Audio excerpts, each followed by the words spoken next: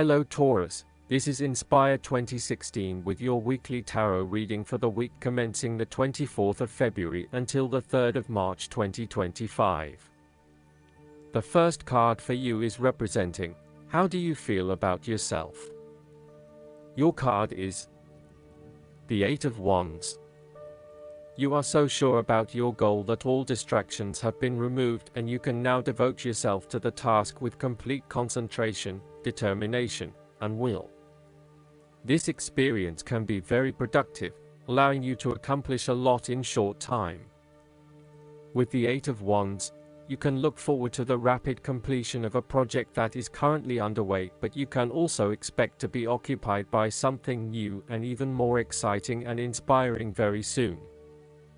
There really is no stopping you right now, as you are just bursting with energy and ideas, and cannot wait to achieve one task in order to start another. To maximize this energy, it is important to ensure that your activities are focused on your broader goals and that you are investing in the right things at the right time. Also, make sure that before you move to the next task, your previous task is complete. This card is a sign to strike while the iron is hot. It is most definitely an action-oriented card that encourages you to move quickly to pursue the best opportunities available right now. There is no waiting around while the Eight of Wands is present, so determine where your energy will be directed and get on with it. Often, the Eight of Wands suggests air travel. It is more likely to be a short-term or whirlwind trip, such as a business trip or holiday. You may even enjoy being part of a tour group that visits 10 countries in as many days. On the downside, the Eight of Wands denotes haste and rapid advancement of a situation, which may result in the wrong decisions being made. It will be important to have all your resources available to be used in your best interests. Be mindful not to rush into things without having a clear plan of where you are heading. The second card for you is representing, what do you want most right now? Your card is the Fool.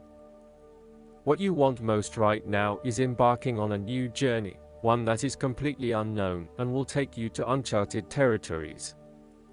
The Fool is all about new experiences, personal growth, development, and adventure.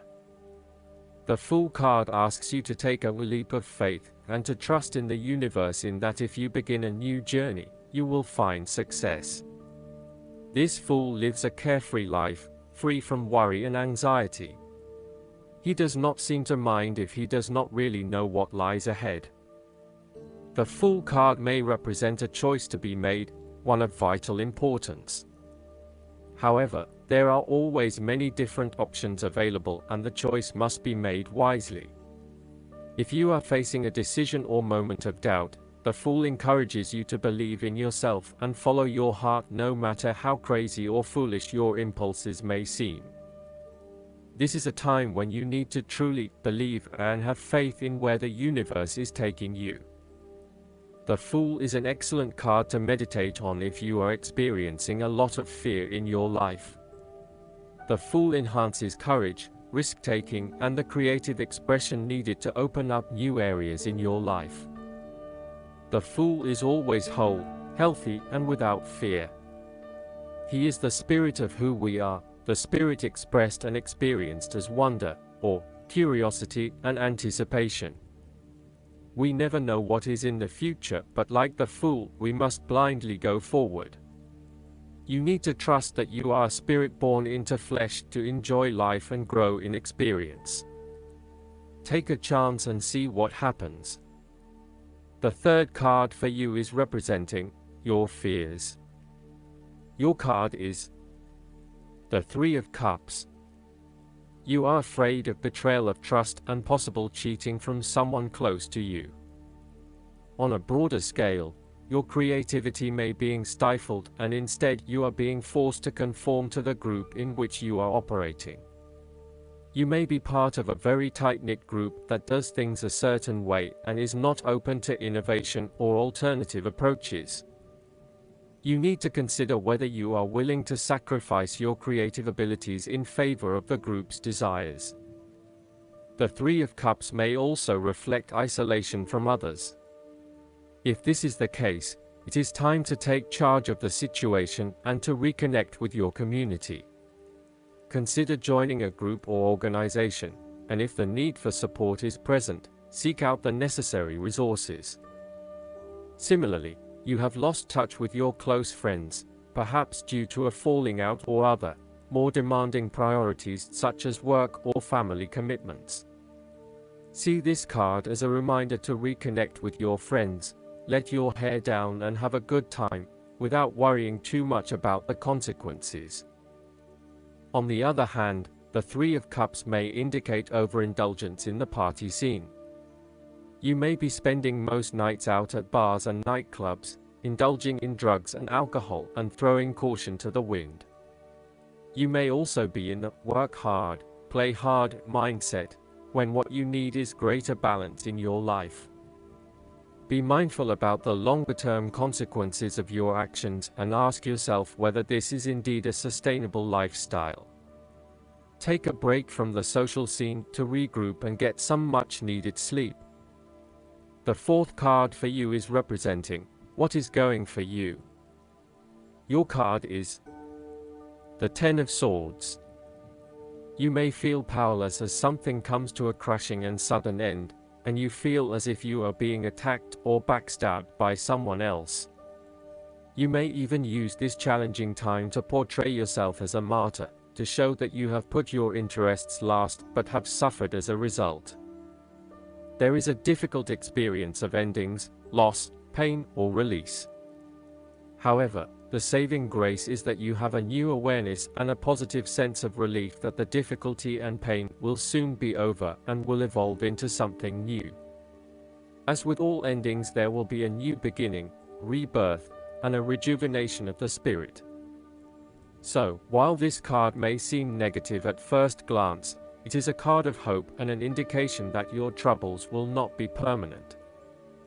Furthermore, this is the final moment, and no more pain will come to you from that source. It is darkest before the dawn, and as gloomy as it looks, the sun will rise again. It can only get better from here. The Ten of Swords is about letting go and accepting your current circumstances. You no longer resist change, but allow it to happen, even if it causes some initial pain and hurt to you. You accept that there must be change in order to facilitate renewal, and you allow it to occur rather than fighting it.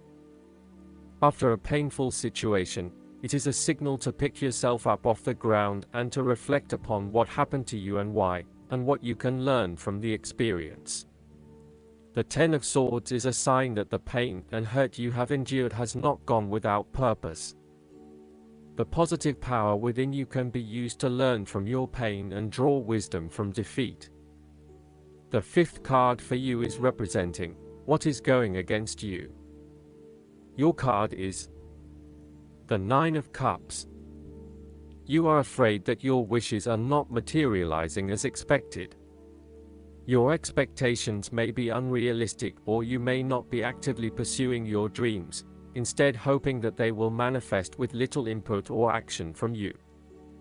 On a more emotional level, the Nine of Cups typically indicates a wonderful feeling of satisfaction you get from knowing that everything has fallen into place and you have everything you could imagine. However, there is a sense that there is still something missing deep down, and the inner fulfillment you have been seeking is still not present.